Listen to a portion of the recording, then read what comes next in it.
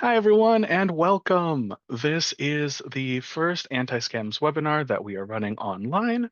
My name is Aziz Hurtado Olsen, and I am an extension agent with the University of Maryland Extension, and I am a part of the Digital Literacy Project. I'll be talking about more of that in a minute, and I cover both Montgomery and Howard County.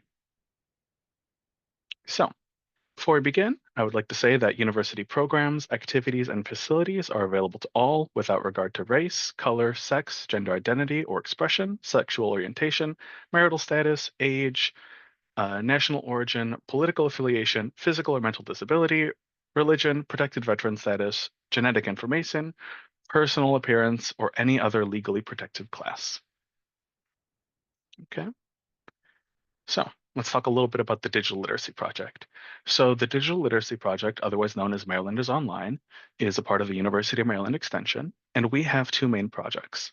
First, we have technology education classes like this. So I teach about technology, AI, basic computer skills, anti-scams, all that throughout Montgomery and Howard County.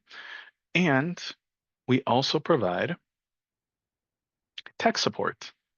So this is a service that not everyone in Maryland knows about yet, so I'm trying to spread the word. So we actually have a call center that any Maryland resident can access for completely free. So if you or someone you know needs help with technology, they can call us completely free and receive tech support over the phone. We have lines in English and Spanish. And we also have an interpretation service for other languages. So if you know someone or you yourself speaks or his first language is not English, they can call and we can support them and get an interpreter to help support them. Okay, I'll leave the slide up just for a second. And if anyone would like to get in contact with one of the digital navigators, we have, or you can put a message in the chat and we can follow up with you afterwards. We also have information they'll be handed out and sent to you all after this presentation, so you can also get in contact with us there. But yeah, this completely free service anyone in Maryland can access, and we hope if you have any tech issues, you'll call us. Okay. Thank you, Julie, for putting that in the chat.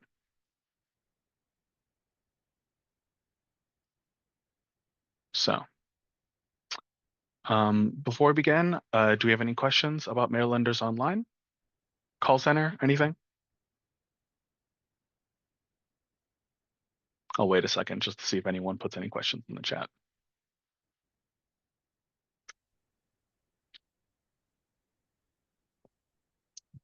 Hi, Cheryl. Hey, hi, Aziz. I was just wondering from my office here in Queen Anne's County, how many types of calls are they now getting for that type of support? And is it running generally from mainly your counties, or are you seeing some of the like Western counties or Eastern Shore utilizing the service? That's a great question. I believe either Bori or Julie would be able to answer that better than I can because they have all the the numbers in front of them. Julie? Yeah, I'm happy to share that. Last year with the ending of the AC key and with all of the connected devices program still kind of in full swing, we had an extraordinary boom in call volume, up almost 200% year over year. This year's definitely slowing down a little bit, but we're still fielding a lot of questions about Chromebook errors, as well as how to locate and sign up for affordable internet options, how to find, digital skills classes near you, near, the callers. I might pass this off to Bori to see if he has any more granular data, but we do have pretty good representation from all over the state. I would say, at least from last year's numbers, there was definitely a higher proportion of callers coming from Baltimore City and Montgomery County, which of course have a larger urban volume. But we have also started to send out information about the Marylanders Online Helpline through more traditional marketing means. So like everything from from them, radio PSAs to postcards to in the newspapers, which has actually gotten us some more contacts from the more rural areas, the Eastern Shore, the Western Shore, as well as, I guess, Western Maryland and Southern Maryland. Great. Bori, I didn't know if you've heard of any more topics that people have been calling in regards to.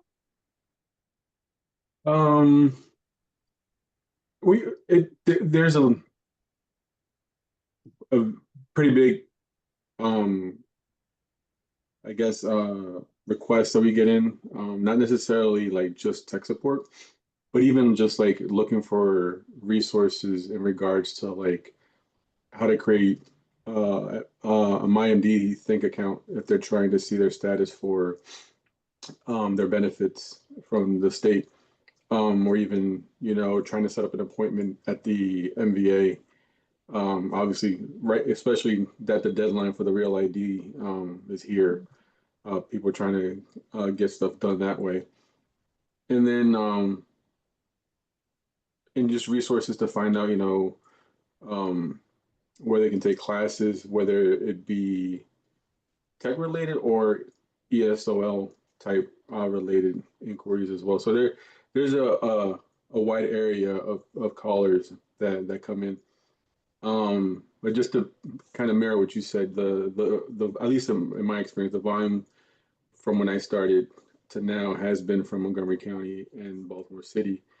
But that doesn't mean that we don't help other people out from different counties. I've helped people from the Eastern Shore and Southern Maryland as well. So they definitely do give us a call, and they do utilize this. Well, thank you, Bori. Thank you, Julie. I was just really curious about that. And as an educator, I'll try to keep getting that word out. Thank you. Yeah. Perfect. Thank you. The more people that utilize the service, the better it is for us, because then we can support every Marylander who has like tech questions and needs tech support. So yeah, thank you so much. Do we have any other questions?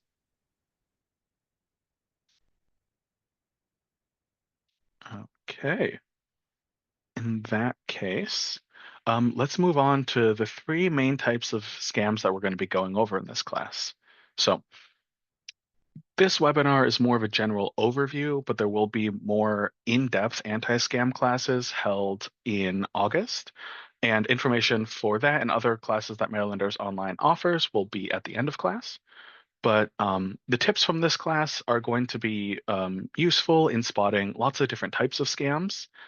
I'm sure even within, the phone scam, email scam, and imposter scams we're talking about, people have experienced a wide range of different types of, phone or email or imposter scams, and it's impossible to go over every single scam in existence. So I'm trying to give everyone just a general overview of what these scams will look like and help spot them.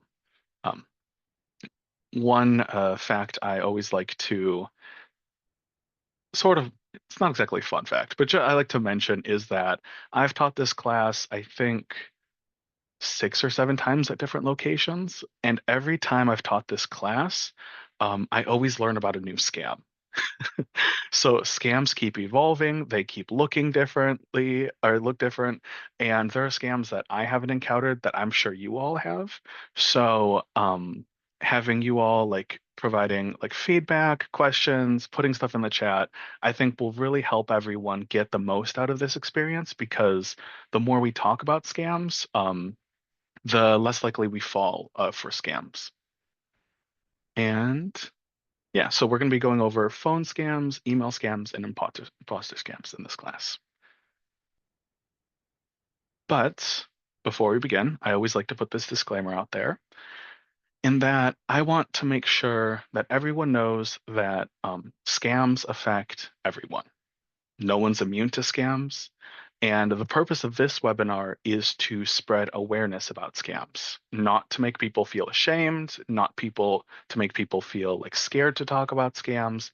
This is a webinar and a place where I want everyone to talk and to share, because we all either have fallen for scams or know someone who's fallen for scams.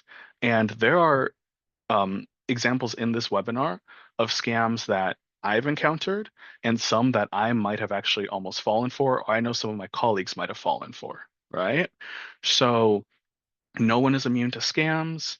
And this is a place to learn and to share experiences, not a place to make someone feel ashamed or make someone feel like they messed up and now, oh my gosh, their life's falling apart. No, we're all here to be together and to learn, and I want all of us to feel comfortable with that. Now, let's talk about actual scam losses.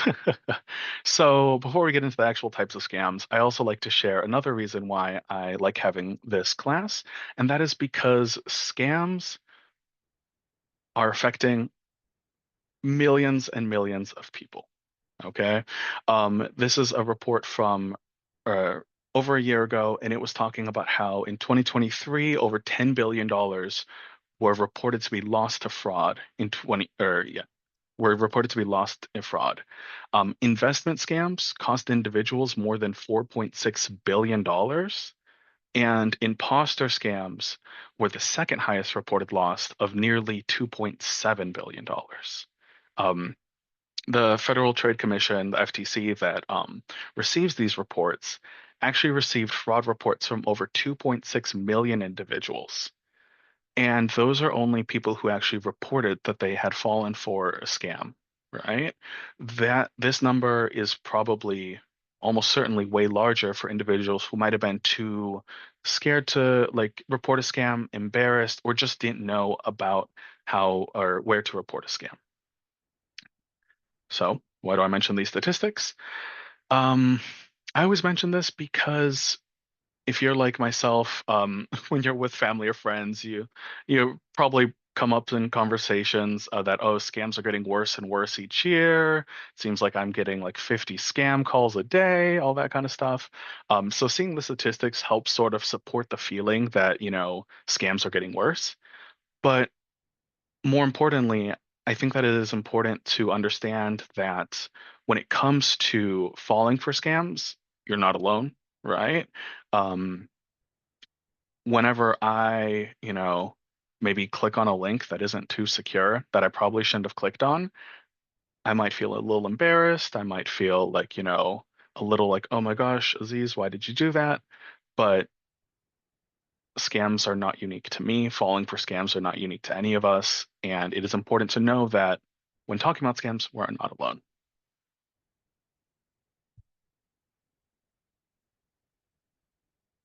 Okay, so let's get to our first type of scam.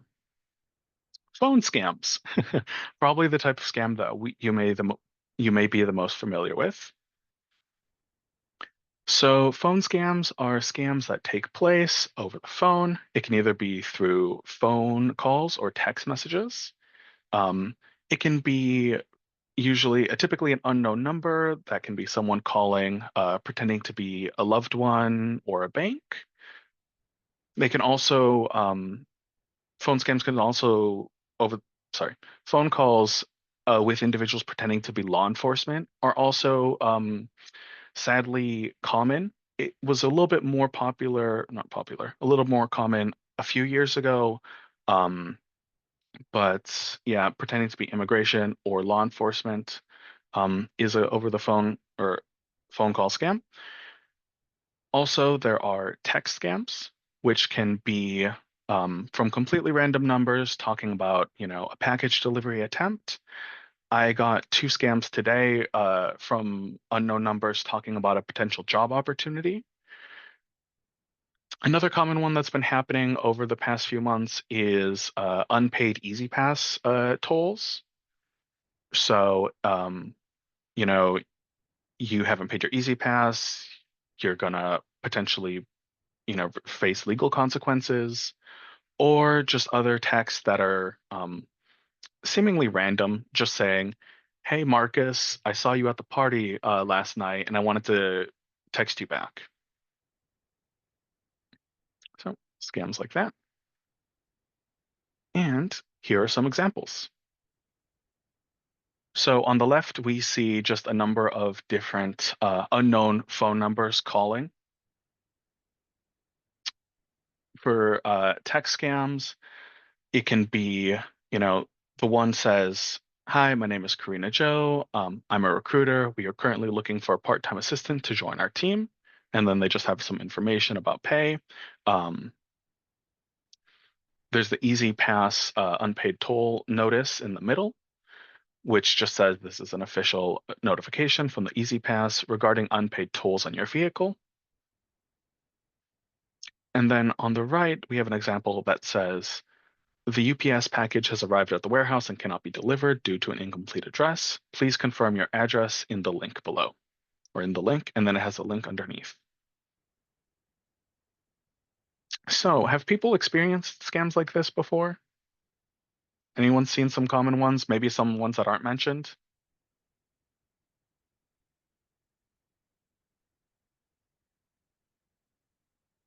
Let me look in the chat.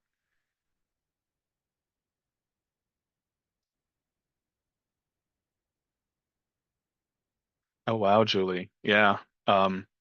Emails. Oh, Wanda, Easy Pass, UPS.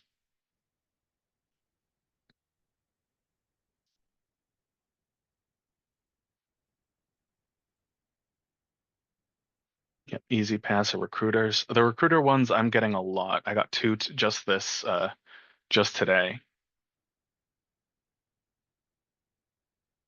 Okay. So, what should you do? Okay. Um, just some general advice I have for everyone is first, don't pick up random phone numbers. If you aren't familiar with the number, I really recommend not picking it up. Of course, that advice can't be used all the time. Sometimes, if you're like me, you're waiting for a phone call from a doctor or a different individual where you don't know their phone number. So there may be times that's not completely feasible. But if you do respond to a call, I would always recommend being mindful about what you say, right? One thing that scammers like to do is that they will take a clip of your voice of you saying yes or anything affirmative or your name and connect it with a completely different question to make it sound like you're authorizing a bank transfer, authorizing opening a credit card, or things like that. So being very mindful of what you say.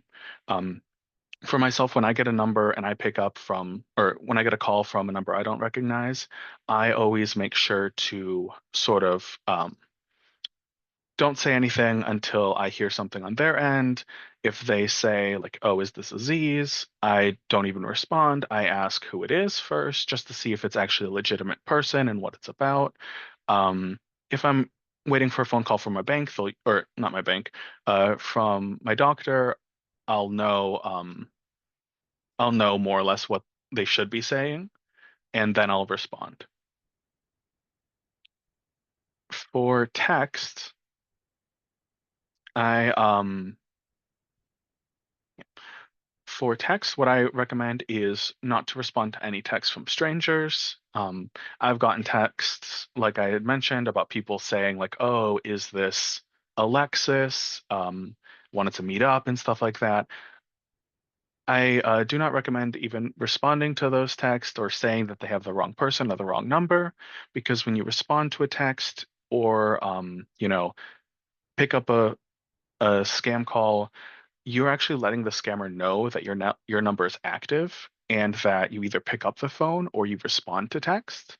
So this can make you a target for future calls or future text because they know, using myself as an example, oh, Aziz's response to these kind of texts, maybe we can communicate with him and get him to, respond or divulge other personal information in the future. Okay. Um, Another thing I recommend for text is actually blocking and reporting the text. So if you have a number that you don't recognize, texting you about an Easy Pass scam or something, for iPhones, if you haven't opened up the message, you can swipe left on the message and then tap the little trash can. It should give you an option to delete and report it as junk. If you've already opened up the message, there is a link that should appear at the bottom that says if the message is from an unknown sender, and it should say you should be able to tap report junk and then delete and report junk. For Androids, if you open up Google Messages, you should be able to tap and hold the conversation you want to report. You can then tap block and report spam. So these are things that I do to sort of let you know, my phone carrier know that this number is a scam and to block that number from sending me any additional texts or calls. Look at the chat. Use screen to call. Yeah. Yeah, so I know that iPhones, for example, have I'll usually, if it's an unknown number that's potentially a spam call, my iPhone will let me know that it says potential spam at the bottom and doesn't ring the entire time. Um, and yeah, another good tip is to, or what I always tell my family members is that if you ever need to contact me from a number that you haven't used before or that you know I won't recognize, just leave a voicemail because typically scammers don't leave voicemails. They just see if you pick up the phone and then afterwards won't send you any follow-up. But if I hear a voicemail from a family member, I'm more likely to, know it's an actual phone call and call them back. Okay. Do we have any questions about phone scams? Let me check the chat.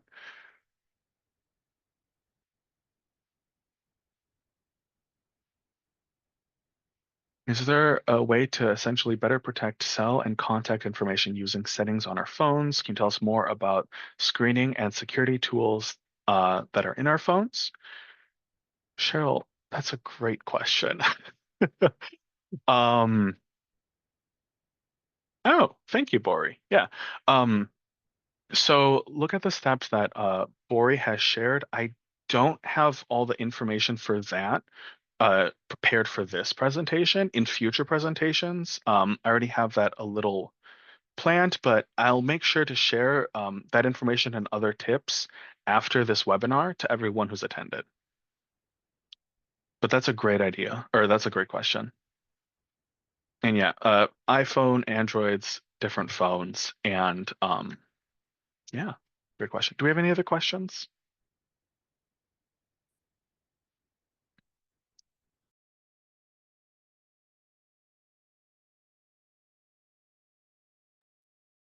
Okay, let's move on. So let's move on to email scams. Woo, not woo.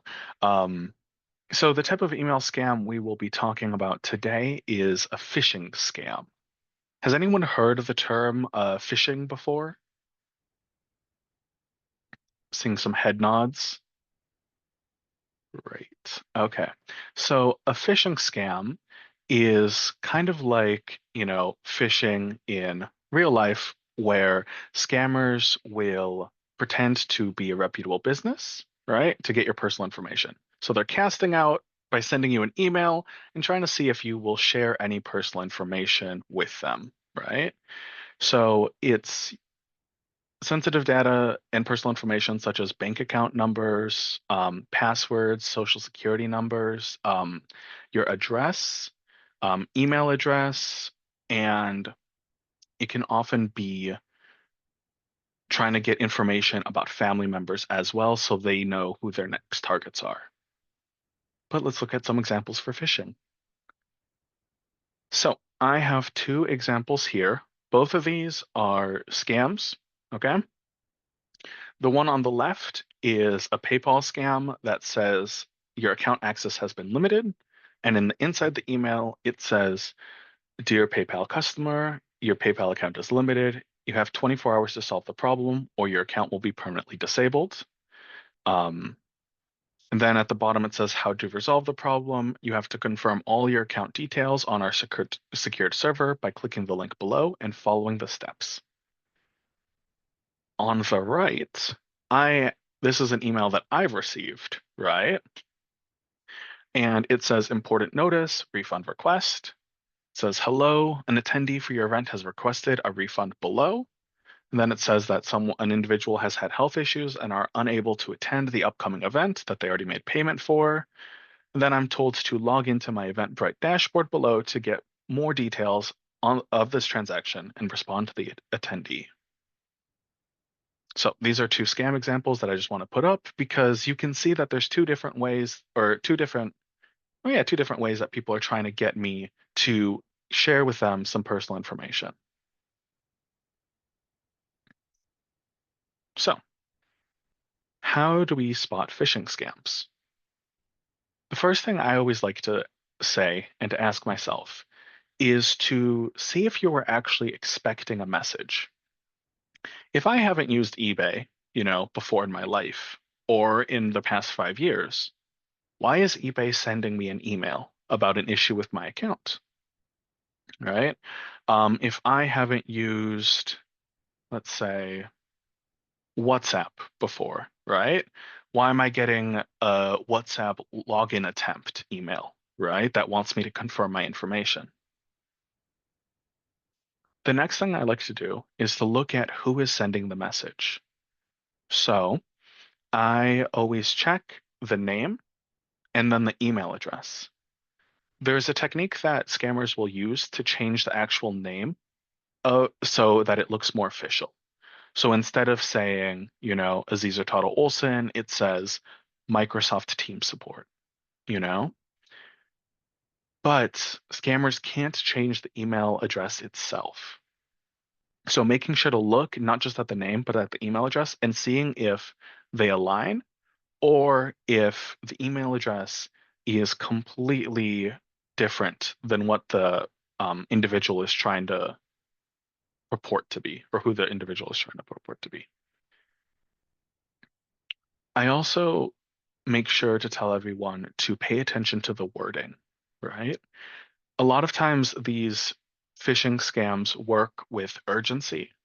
So if you don't do something within 24 hours, this will happen, right?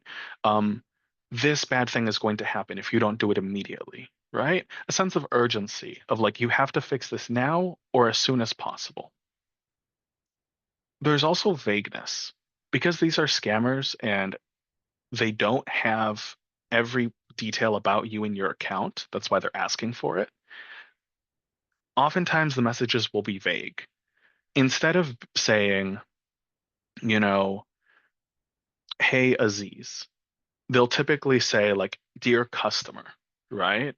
Or dear client, something vague, because these emails aren't just being sent to you. They're being sent to hundreds of thousands of people throughout the country and the world. So there'll be vagueness, there'll be urgency, and then some messages might also be too good to be true. One example of this is some phishing scams saying that the IRS is giving a large tax refund. So an example that I used to show in some of my classes was from someone pretending to be from the IRS, and sorry, um, and they said that they would get a tax refund of, I believe, over $2,000. The IRS probably isn't giving you a tax refund of over $2,000 over an email, right? If even a $2,000 tax refund. So always make sure to see if it's too good to be true as well. Another thing I like to tell people to do is to check for links. So phishing scams work by having you click on a link within the email to bring you to a separate website, right? It'll either be a form for you to put in your personal information, or it will be a website that looks like a legitimate website. And they want you to believe that it's legitimate so that you put in your login information for your bank. They so that you put in potentially your address, right? Social security number. They want your information somehow, so they'll have links to get you to click and go there.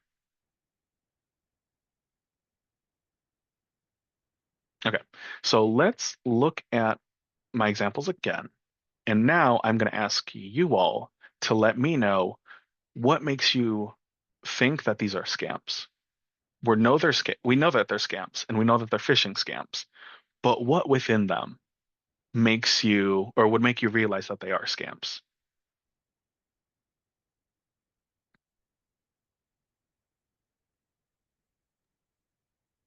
Hi, this is Cheryl. I think on the PayPal, just that urgency that you have 24 hours to go and work on this problem, or it's going to be permanently disabled. It's some strong language. Exactly. Urgency. Yep. If you don't fix this within 24 hours, your account is getting permanently disabled, right? Urgency and severity. That's a great one.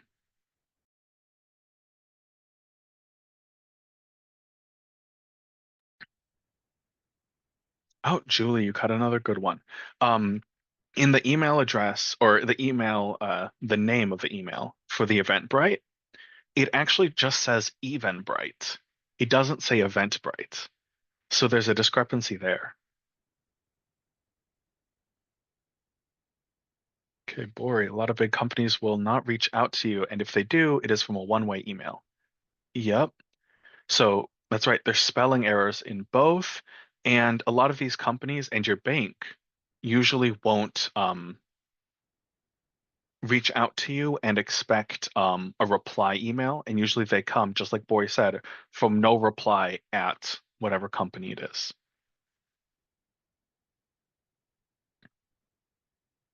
Spelling errors. Thank you, Shalita.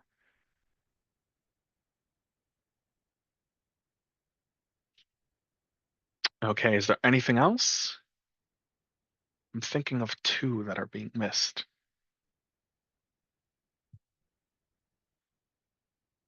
Okay.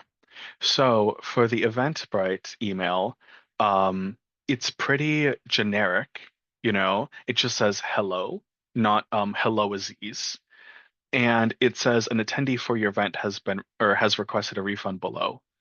Which event? Don't know, right? It's pretty vague. And I'm not actually addressed in either of the emails, right? It's dear PayPal customer or hello. Another thing, actually, Bori caught it, right? So for the Eventbrite um, email, it is actually from sbray952.gmail.com at 100, and then it just keeps going, right? Eventbrite usually will end with at Eventbrite or a very similar email. I can't remember the exact email ending for Eventbrite, but as I know for certain it's not SB Ray. So making sure to just check and look to see, is this email address actually from what the company that it is, trying to be from? Okay. So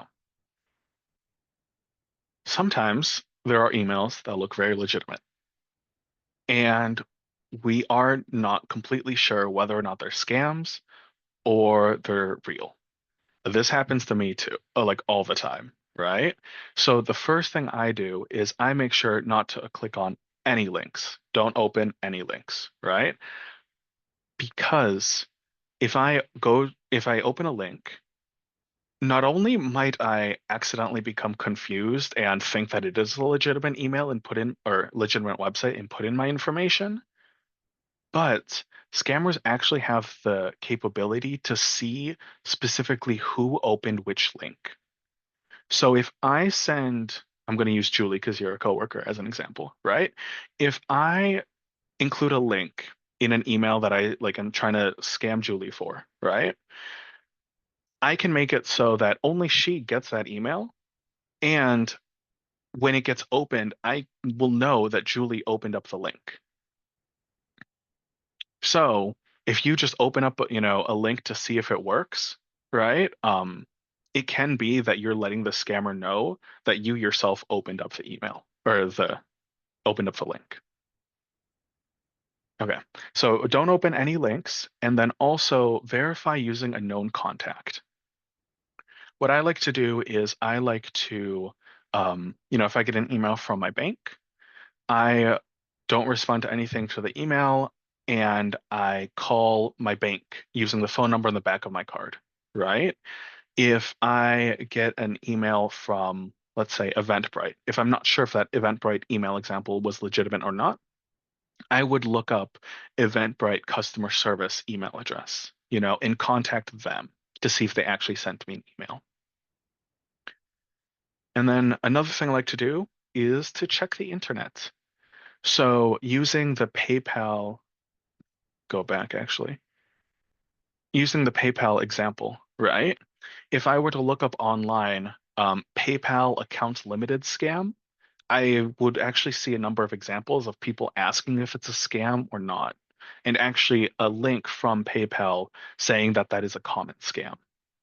So checking online to see if it is a common scam will help you, or can help determine whether or not, sorry, lost my train of thought. There's some birds outside my window and it just sounds so beautiful. Um, Yeah, so checking online, seeing if other people have reported that it is a scam, and then yeah, that can help you determine if it is a scam. Now, let's look at a few examples, okay? So, knowing what we've just went over, I have an example email here. And let's say that I, Aziz, received this email, okay? Um, and let's say that Chase is my bank, and I do have an account number ending in those numbers, okay? I would like you all to let me know whether or not you think this is a scam email or a real email.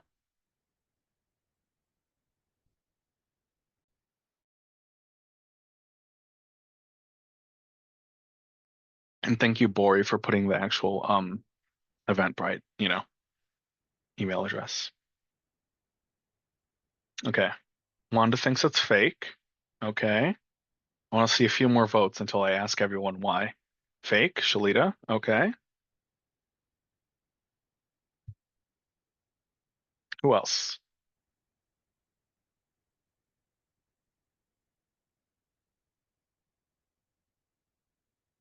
Okay. Oh, Bori said it's fake too. Nice. For those who said it was fake, why do you think so? Why do you think it's fake?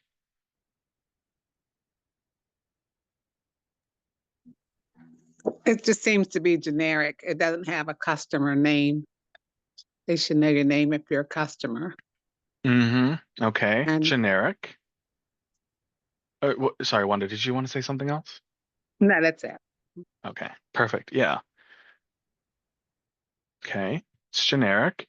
Um, it just says customer service. Great catch, Salita. And Julie said it's not from chase.com. It's from, and Cheryl caught it, customer.service@internet-fi.com. So the email, completely different, right? Um, Another thing I like to mention is there's a lot of links in this, you know, and they want me to log into Chase banking account, right?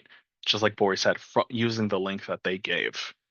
Um, of course, if this was my or my actual account number, I wouldn't touch any of this. I would call my bank. I would call Chase using the number on the back of my card to verify.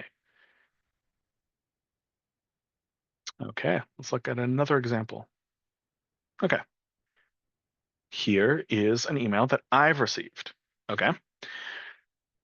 It says UMGC, update your student information for tax purposes. Dear Aziz, Internal Revenue Service mandates that all colleges and universities issue a tuition remission or tuition statement, Form 1098T to all eligible students. Purpose of this, and it just goes on a little bit more. A review of your account determined that we do not have a valid social security number on file. To update your records, UMGC will need to collect a W-95 or personal information update form, and then a little bit more information. If you have any questions or concerns, please contact, and then they have student accounts at umgc.edu.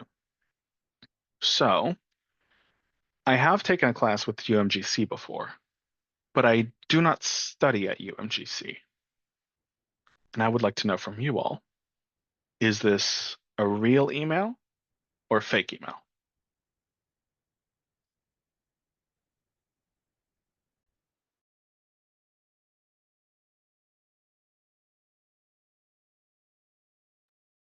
Okay, 2 people say it's fake. Okay.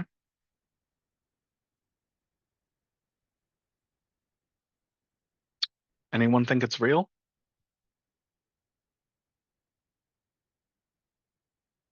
Okay. Julie says real with a little uncertain. Okay. Bori says real. Wanda says fake. Okay. We'll start with those who said it's fake, right? Why do you think it's fake? Okay. I didn't learn at UMGC. That's true. I did take one class though. Shalita thinks it's real. Okay. For those who said it's fake, I want to hear what makes you think it's fake. I think it's fake because I'm usually, well, when I've taken a class, it's always the student name and then your ID number with it. It'll call you by name, Mm, but it'll have your ID number with it as well. And I don't see a student ID number. And then they're asking for like your social security number, and that's a no-no in itself. So yep. Yep. So you're right. It says my name, but it doesn't say Aziz UID or, with my actual number. Um, Cheryl said links, right? They have links for where I can put in personal information or, you know, collect a W-9S, I believe. Um, Sahai's asking, why do they need my tax information? For those who think it is real, why do you think it's real?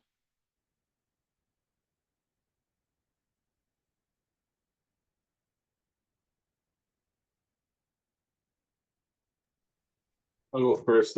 It's kind of a lot to type. It has very specific and detailed information it is actually requesting. None of it's kind of vague and left open to interpretation. For example, the tuition statement form 1098-T, that is a legitimate form. Mm-hmm. Okay. Um, and then the correspondence email, to me, it looks something that you would get from an institution. And the fact that it's personalized, it has your first name. That is true. It does have my first name and it does end at umgc.edu. Okay. Julie says consistency from the ad email and direct questions to that email. Okay. I like that. Any other last comments? Anyone think it's fake or real? Any idea? Any reason? Provides the contact information address from the university. Correct. Okay. So this email is actually real. So turns out that I actually did need to do this, but I spent about a week uncertain whether or not I should actually be responding to this email or doing, or clicking any of the links. So I followed my own advice and I was like, okay, we're not sure if this is real. We're not going to click any links, right? So I did exactly what Sahai said in the chat. I would have called and confirmed. So after about a week of going back and forth, I actually just looked up UMGC, their like support number, or I believe it was their admissions number. I called to see if this was actually a legitimate email that was sent, and they said yes, that it was, and that I should um, or that I could do the information, or I could submit the information either through a new email being sent or over the phone. Can't remember which one I ended up doing, but yeah. But you can see that some emails, even if they are legitimate, can appear to sort of be a little scammy, right? Why are you asking me for my social security number and to put that in through a link, right? Um, Or you can also have emails that maybe look a little bit more official, like the PayPal one. In my opinion, I think that the PayPal one looks pretty official. It has like a PayPal logo, a blue border, for the Chase one as well. But but it's a scam. And Shalita said you were an academic advisor for UMGC and you were still a little bit unsure. Listen, scams, they keep evolving, right? You can never be too sure. Okay. So, what did Cheryl said? Examples are so helpful. Oh, thank you. The links aren't login links, however. They're forms. True. I could probably check to see if they're a form themselves or where they went to. Um, at the time, I just didn't want to get a little. I went back and forth.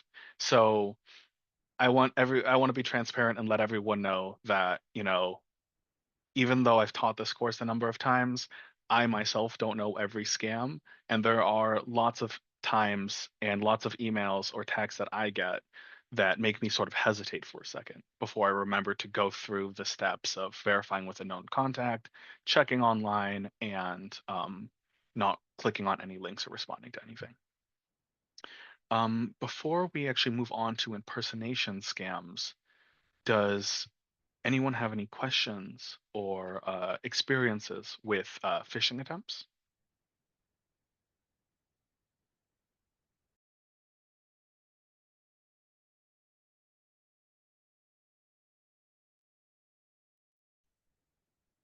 Hi, this is Chris. I am coming, I live in Vermont, and I just can't believe like the examples that you were showing. It just shows me the scale of this scam of scammers, because those look very familiar to me. So just the volume that of these emails that go out, I'm just envisioning like the offices where when people open the links and they can, just have those people will open those links. So that's that visual got me. And I think I did open a link once. It was our work was like trying to test our phishing ability, and I was really tired that day. I just remember, and I was running late or whatever, and I didn't really give it a lot of thought. So sometimes I just wanted to put that out there too. Like, it got me. Luckily, it wasn't a real one.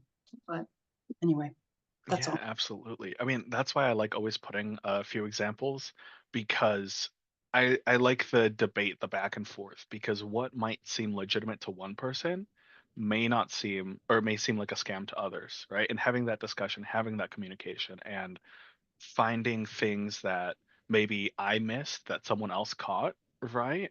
That's why I really like putting those examples and hearing what other people see and experience. And yeah, those work anti or like phishing, like scam, things.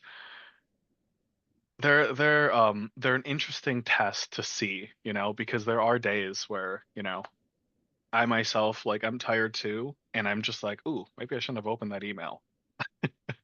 But yeah, phishing scams and all scams are getting more and more sophisticated. So that's why I like to tell everyone, don't feel bad, don't feel like, stressed or, embarrassed, because these scammers continue to improve and evolve, and people fall for them. That's how they have the money to continue to improve and evolve. And that's why I have this class to help share.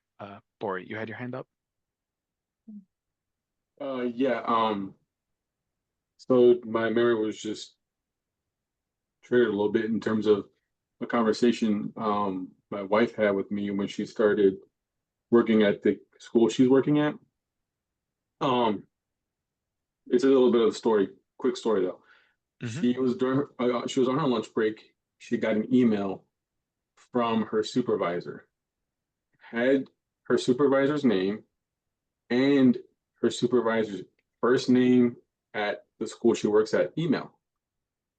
And the email said, and it was that gift card scam. Can you buy a gift card for $200? I know you're on. It's like it was too specific. She was on lunch. She was on her way to CVS, and she was like, "But I just spoke to her. Why is she sending me this email?" She immediately called her supervisor and said, "Hey, did you send me this email?" She was like, "No."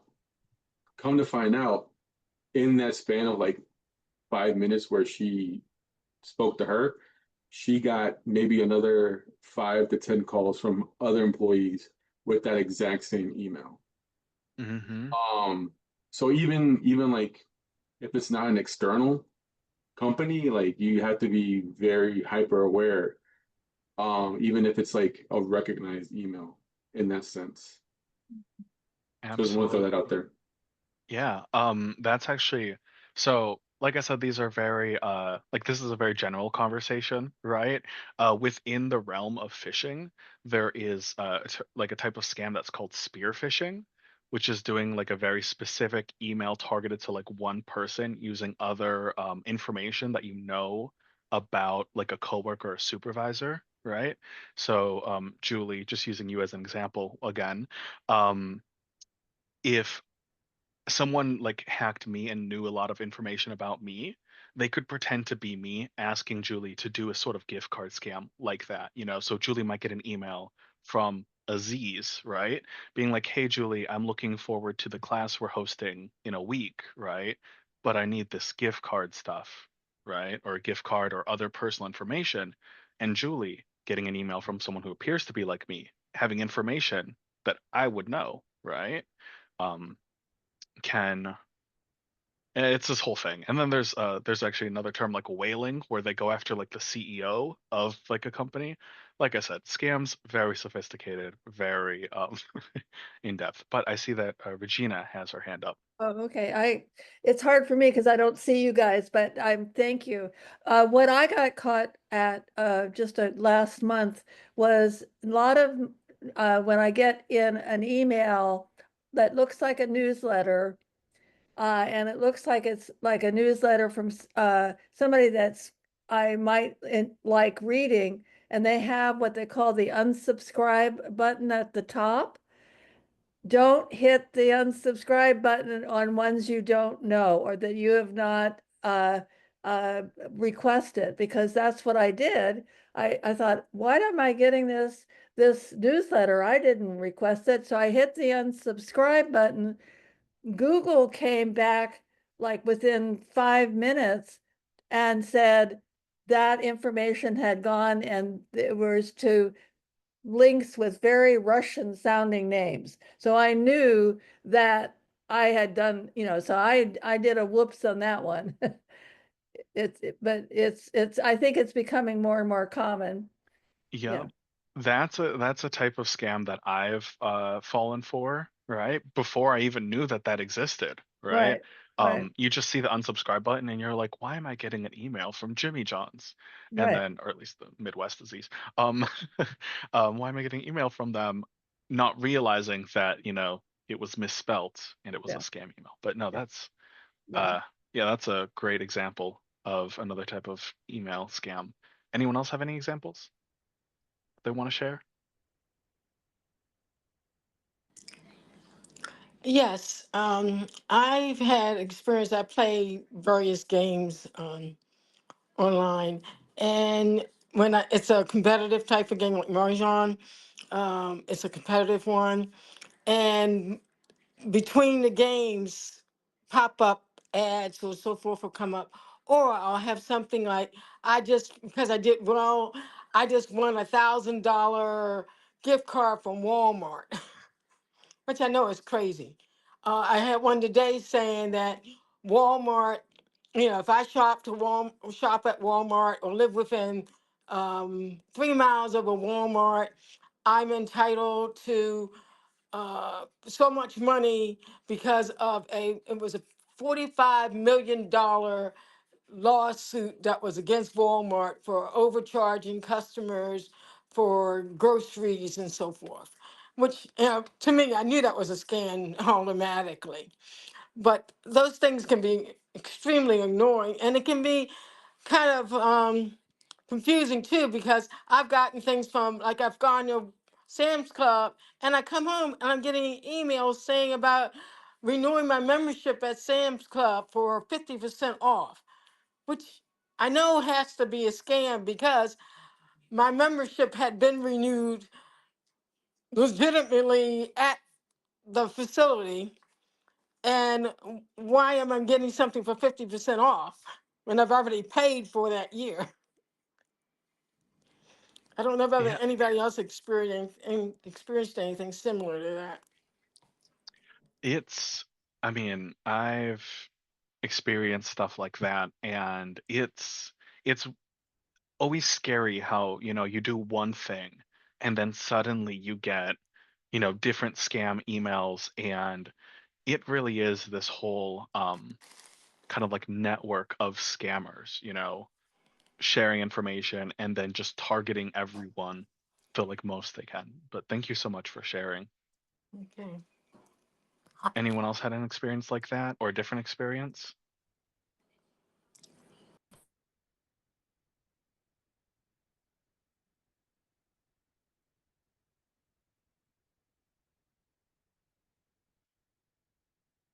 Okay. In that case, let's move on to impersonation scams. So, an impersonation scam is a little bit more straightforward than phishing in terms of what the name is and what type of scam it is. So, it is when a scammer pretends to be someone else, right? This can be a famous person, this can be a family member, and these scams can take place through social media, uh, dating apps, text, WhatsApp, in case you have family outside of the US. And scammers, like I said, can impersonate celebrities, politicians, family members, government officials, right? Anytime that a scammer is trying to impersonate someone else, right, that you might know or might be a public figure, that's an impersonation scam. And these are used to also get your sensitive information or to get you to purchase items. So here are some examples of impersonation scams. I have two examples here. The one in the middle says, "Hi, mom, it's me. This is my new number. You can save this number and delete the old one." Right.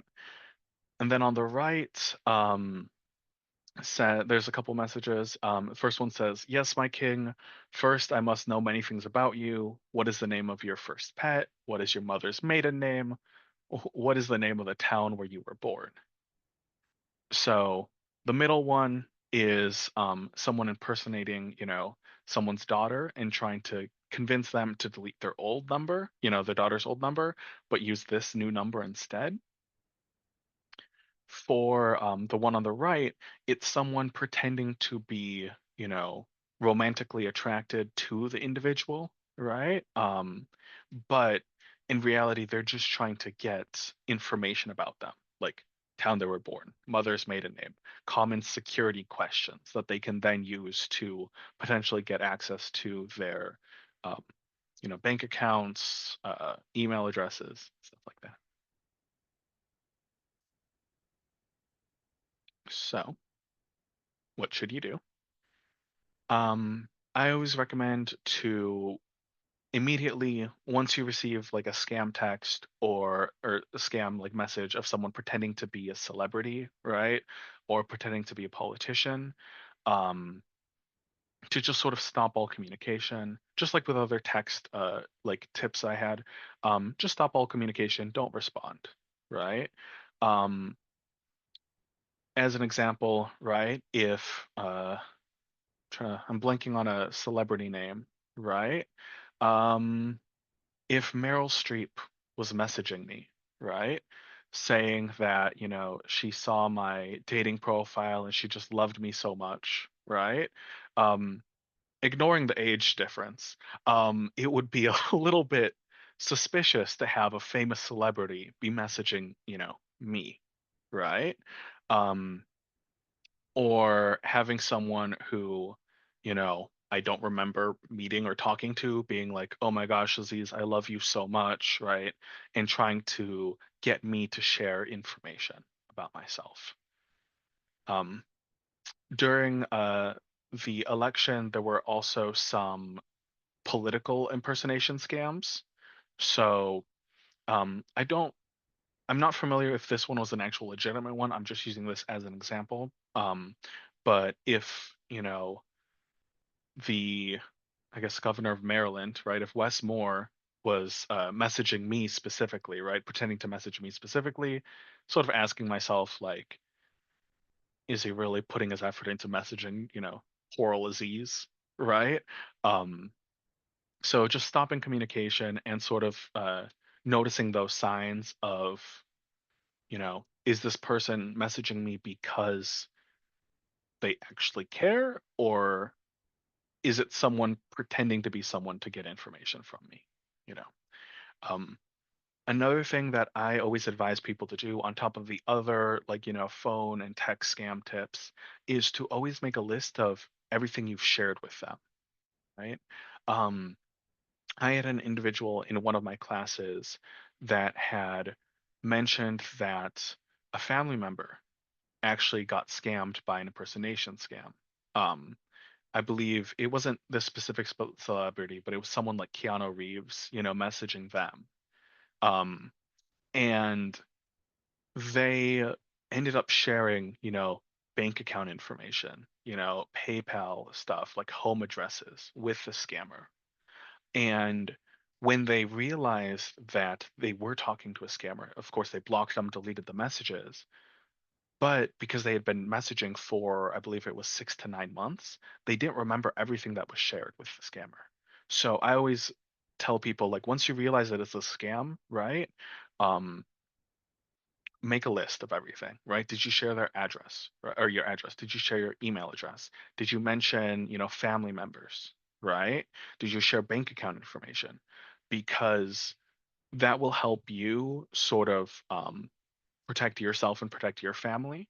Because if you know that you shared, your credit card number with a scammer, getting that credit card number, or, calling your bank, getting that credit card frozen or your credit frozen immediately is important. Um,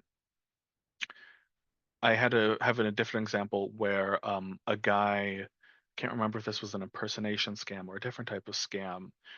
I think it was a crypto scam where he shared his passport photo with a scammer.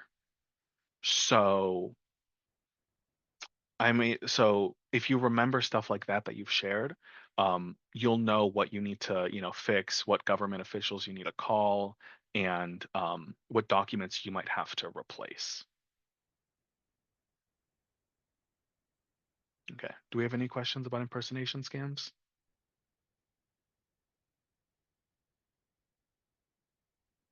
Okay. Um, Actually, let me pull up the chat real quick.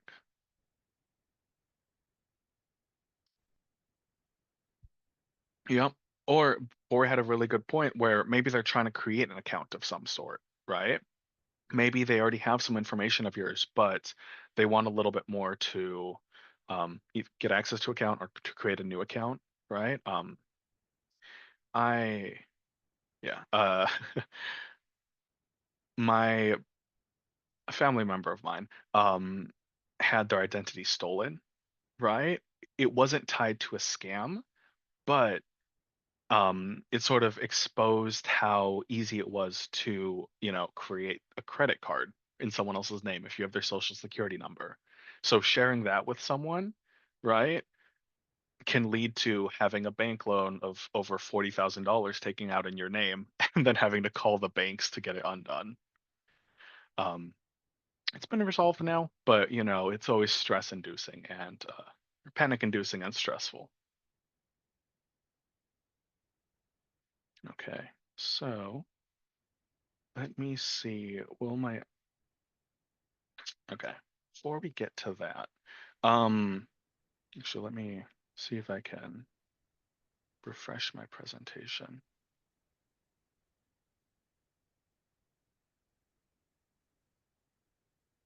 Okay, perfect. Oh, Bori, you had your hand raised? Yeah, it's not, I want to bring up the a film called The Beekeeper. Um, it's an action movie, but there is a scene in that film. It's not related to any of the type of scams you're talking about, but it's more so like a computer that was supposedly locked and you got to call a phone number to get it unlocked. And it kind of goes back to Julie's example where she said, it's university staff. In this example, you can see it's someone very high up at the university level that handles like a lot of the trust funds, and you can kind of see how fast the scam works. Um, I don't want to spoil it if anyone wants to see it, but I did put the link for that particular scene um in the chat. And it's just that one scene. It's with Felicia Rashad in that particular scene. Yeah, I'll have to check it out afterwards. Thank you. But yeah, no, like when scammers work in a team, it can, I'm not sure if you all have or are like me, where I just went down rabbit holes of seeing like scam like phone call centers, right?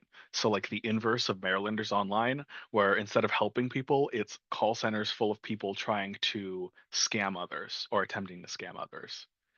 So scams like the first or one of the first slides of over $10 billion of losses, scams make a lot of money, so there's a lot of resources into scamming people. Julie, I don't know. It's a cruel, cruel world.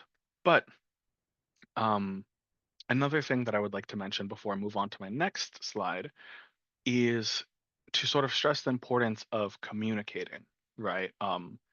With each other and with family members and friends. If I receive a scam, right, or if I think that something might be suspicious, or maybe the celebrity or politician is sort of messaging me, right, and I'm uncertain about it, I always make sure to talk to a friend or a family member, someone who's a little bit more detached, and I can sort of just, you know, ask them, hey, does this look like a scam, right? Or like send them an email, be like, hey, does this look like a scam? Um, or show them the email of whether or not something looks like a scam or whether it seems like legitimate, because there's been a few times where it has been a scam and I was uncertain, right? And I might feel a little embarrassed for like 30 seconds to a minute, or my brothers might make fun of me about it for, a day. But it's better to have, a little bit of embarrassment or a little bit of, you know, stress or uncertainty or than potentially falling for these type of scams, right? So communicating with family members, right? Asking them whether they think it is a scam, and then also taking tips from either this webinar or other sources of different types of scams and how to avoid common scams um, is advised, because the more that people know about scams and are aware of these type of scams, the better protected we all are. And I'm reiterating this point again because I'm going to be sharing a kind of a really tragic story in just a second. So I have a quick disclaimer to everyone about mentions of suicide. So I bring up this story, and I have an image here that says that family of a teen who died by suicide warns of the dangers of financial sextortion, right? And this is an example of a 17-year-old high school student who had been sharing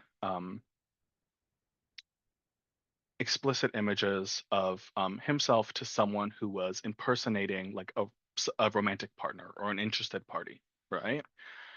And it actually was a group of scammers in a completely different continent. And after they received those images, they then tried to extort the teen for money that he did not have. And out of embarrassment, shame, he ended up taking his own life. And I like to share this story, right? Because I teach with teens, adults, parents, and I like to share this because while there may be instances where some of us may think that, oh, that's 100% a scam, right? Or, oh, my kids will know that this is a scam. Or, oh, my grandparents, relatives, whoever already knows what scams are, right? If we don't have conversations about what scams look like, and if we don't teach our family members, right, common ways to avoid scams, um, while hopefully we won't have examples, as drastic as these, right? There can be real consequences to, um, scammers and the harms that they cause. Uh, One other interesting thing that, or a very sad thing that I was doing was, as I was refreshing myself on this story, I had put in the information online, and there was a whole different news article about a whole different teenager who had done a similar thing. So scams can have real, not just financial effects for people, and I know it's a little sad, or not a little sad. I know it's an extremely uncomfortable topic and a sad topic to mention, but I like to sort of just share that it's important to communicate and important to talk about scams with family members. So, moving on to hopefully a slightly lighter topic. Um, we're nearing the end of the presentation time, and even though we've talked a lot about different types of scams and some tips for spotting scams. Obviously, an hour and a half is not enough time to go over every scam in existence. And I could teach this class for like 4 hours a day for a month and not be completely done teaching about every type of scam. So, some final thoughts and tips that I like to leave everyone with are scams keep evolving, right? Um,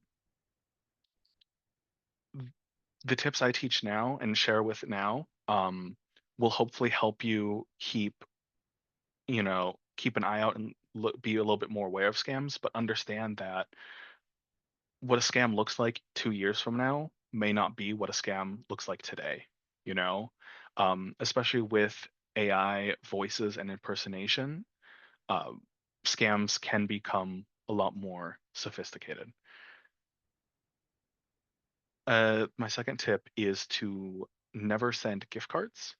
So, not like don't send gift cards to family members for birthdays, right, or holidays, but with the example that Bori had, usually when it comes to sending gift cards or sharing gift cards, right, those are usually one of the first red flags for scams.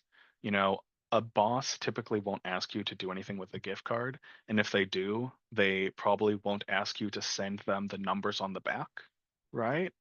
Um, a common computer scam is that someone or your computer will be locked by the FBI or a government agency, and to unlock it you have to pay them $500 worth of Walmart gift cards. So anytime it comes to gift cards, those are typically scams. So I just tell everyone, anytime someone's asking you for a gift card or anything, that should be an immediate red flag. My third tip is, if someone gives you a script, ignore it. A lot of these phone call scams will, if you've been talking with them for a while, give you a script being like, you need to withdraw money from your bank. If they ask what it's for, tell them this. If they have other questions, tell them this. I actually had a family member fall for a scam where they gave them a script and they withdrew, I believe, $48,000 from their bank to give to a scammer because they were they they they fell for the scam, they were given a script, and the bank, because the family member had a scripted answer for everything, the bank didn't stop them. So anytime someone gives you a script for talking to a bank, for talking to a cashier, I used to work at Safeway, and whenever people did gift card amounts for a certain amount, we had to ask them certain questions. So if you're in a similar situation and you're given a script, ignore it and tell the bank worker, the cashier, like the manager, like sort of the truth, because in we as cashiers or as managers are required to take certain trainings to help determine if someone is falling for a scam or not. Which goes with tip number 4, which is ask bank workers for help, right? If you're unsure if something's a scam, chances are they've probably seen that if it is a scam before and can either help you, they can help you determine if it's a scam or legitimate. And then finally, create a passphrase for your family. Sorry, let me just refresh my vocal cords. Okay, apologies for that. So creating a passphrase for your family. Nowadays, scammers are using either AI to impersonate like a family member's voice, or are sending calls or messages saying that a family member has been arrested or is in an accident, and to get in contact with them, they should call this number and send X amount of money. I always tell everyone, create a passphrase with your family. So in case you're calling from an unknown number, or in case, you have a family member calling you, have them, or just have a secret passphrase for you all, right? And only provide information or provide money or provide whatever if you hear that passphrase. And yeah, okay. So that's the end of the presentation. I know for imposter scams and the last little bit, I just sort of just talked at you a lot. So I want to hear if you all have some more experiences with these types of scams, if you have any thoughts. And after that, I'll give it to Julie to share about a little bit more about Marylanders Online. But I'll check the chat.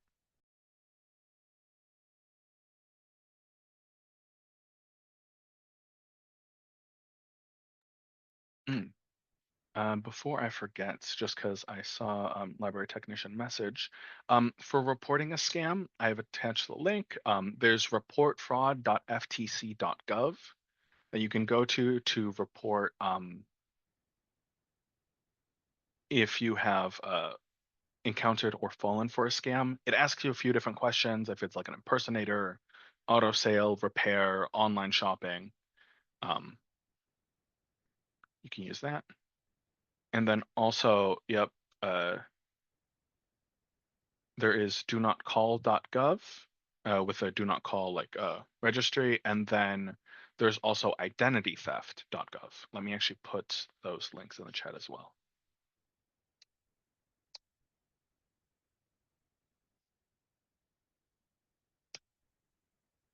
Okay. So do we have any thoughts, comments, experiences with scams?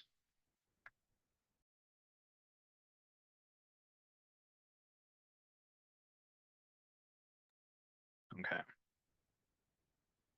Yes, so Julie just put a link in the chat with a survey.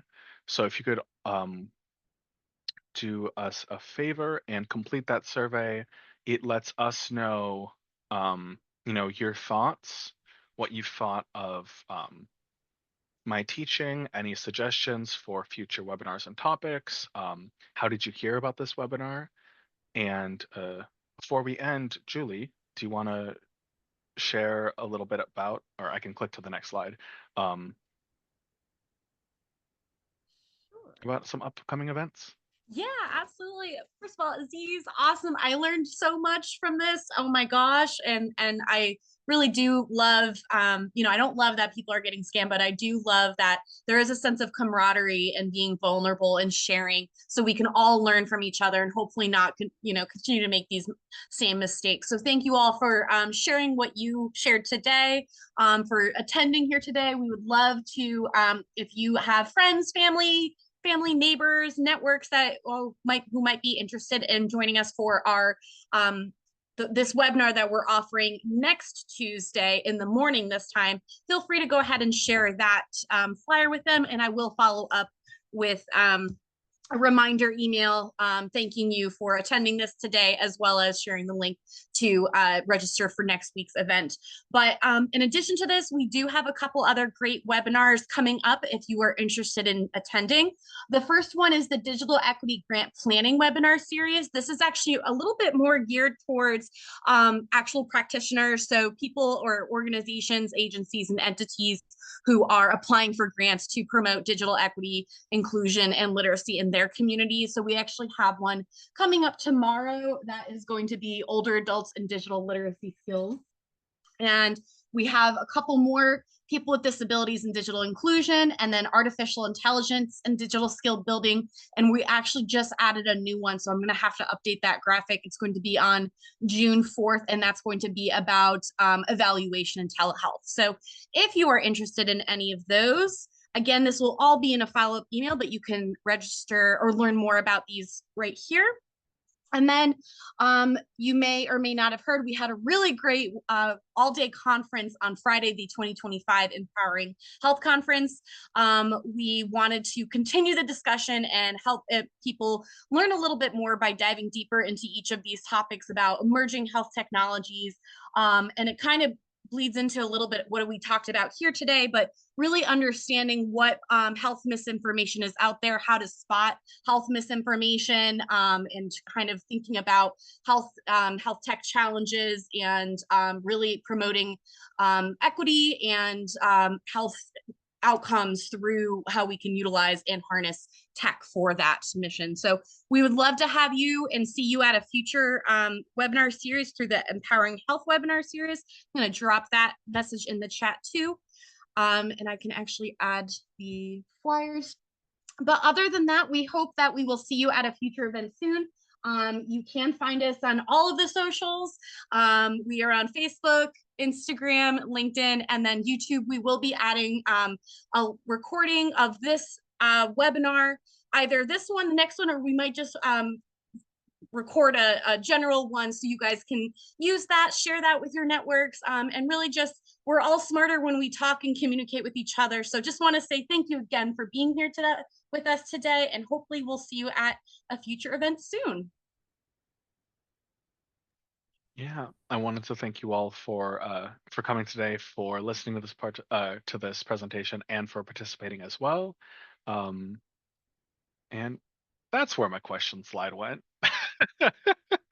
So thank you all again. I appreciate your, like I said, your patience, your participation, and I hope to see you at one of our future webinars. We have a lot of great speakers, and Julie always does a great job being my example and then helping set these all up. So much appreciation to all of you, and yeah, I hope you all have a great rest of your evening. Thank you all. Have a good night. Have a Thank good night. you. Thank you all. Thank you. Thank Good you. night. Good night. Thank you. Good night.